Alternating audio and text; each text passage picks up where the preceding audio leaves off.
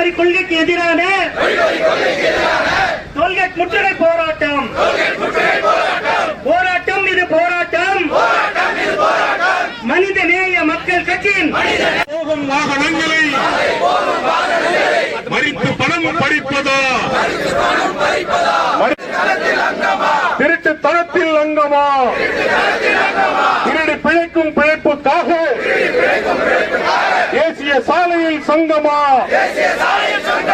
தட்டி கேட்க ஆள் இல்லாமல் ஆடுகிறாய். தட்டி கேட்க வந்தோம் நாங்கள், தட்டி கேட்க வந்து வடக்கில் செய்யும் சூழ்ச்சியாலே, வடக்கில் செய்யும் சூழ்ச்சி திருப்பி அடிக்கும் தமிழகம் என்று தெரிந்து கொண்டு ஓடிவிடு.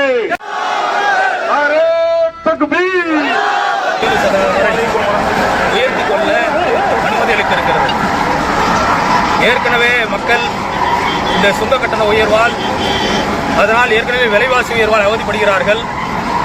இந்த சுங்க கட்டண உயர்வு என்பதும் அத்தியாவசிய பொருள் மீது அந்த விலைவாசி உயர்கிறது. அது மட்டுமில்லாமல் எல்லா அனைத்து மக்களும் அதனால் பாதிப்படைகிறார்கள். லாரி ஓட்டுநர்கள் உட்பட அனைத்து வாகனங்களும் இதனால் அவர்கள் வரியை கட்டிக்கொண்டு மிகவும் மோசமான நிலையிலே, இன்று பரிதாபக்கூடிய நிலையிலே இந்த தமிழக மக்கள் வாழ்ந்து கொண்டிருக்கிறார்கள். அது மட்டும் இல்லாமல் இந்தியாவிலே அதிகமான சுங்கச்சாவடிகள் உள்ள மாநிலம் தமிழக மாநிலமாக இருக்கிறது. கிட்டத்தட்ட 70 சுங்கச்சாவடிகள் இருக்கிறது. அதில் அதிக கட்டணம் இன்னும் வசூலிப்பதாக என்றால் இது மிகப்பெரிய ஒரு பகல் கொள்ளையாக இருக்கிறது. இதை கண்டித்து மனித மக்கள் கட்சியின் சார்பாக 7 இடங்களிலே இந்த மண்டல சார்பாக முற்றுகை போராட்டம் நடத்தி கொண்டிருக்கிறோம். இந்த வேலூர் மண்டலத்திலே மாநில செயலாளர் ஏஜஸ் அகமது அவர்கள் தலைமையிலும், மாநில செயலாளர் அப்துல் அகமது அவர்களுடைய தலைமையிலும் இன்று ஆயிரக்கணக்கான மக்கள் இங்கே கைதாகி இருக்கின்றோம். இந்த முற்றுகை போராட்டம் அறிவித்து இந்த பள்ளிகுண்டாவுடைய டோல்கேட்டை முற்றுகையிட்டு ஆயிரக்கணக்கான மக்கள் இங்கே கைதாகி கொண்டிருக்கிறோம். எங்களுடைய மணிமக்கள் ஒரே நோக்கம் டோல்கேட்டில் இல்லாத இந்தியாவாக உருவாக வேண்டும்.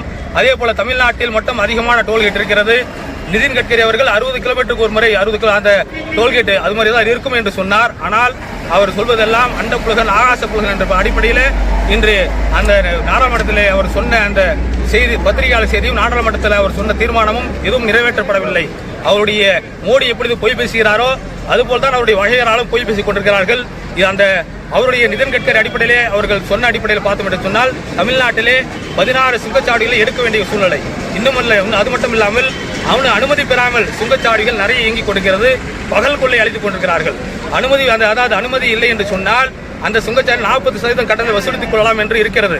இப்ப பார்க்கலாம். இந்த என்ன பள்ளிகொண்டால தலைவர் பாரந்தால் அங்க நிறைய தலைவருடைய தலைமையில் அங்க செங்கல்பட்டு பாரானூர் அந்த முற்றுகை அந்த சுங்கச்சாவடி அனுமதி இல்லை.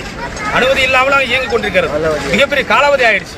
இப்போ பகல் கொள்ளை அடித்துக் கொண்டிருக்கிறார்கள். இப்போ நாங்கள் ஏற்கனவே பார்த்தோம்னா வண்டிகளுக்கு வாகனங்களுக்கு டேக்ஸ் கட்டி தான் வாகனம் வரும். கார் வாங்கினாலும் சரி, பைக் வாங்கினாலும் சரி, சாலை வரி வாங்குறாங்க. 7000 கோடி. அது மட்டும் ஆண்டுக்கு 7000 கோடி ஒன்றிய அரசுக்கு தருகிறது.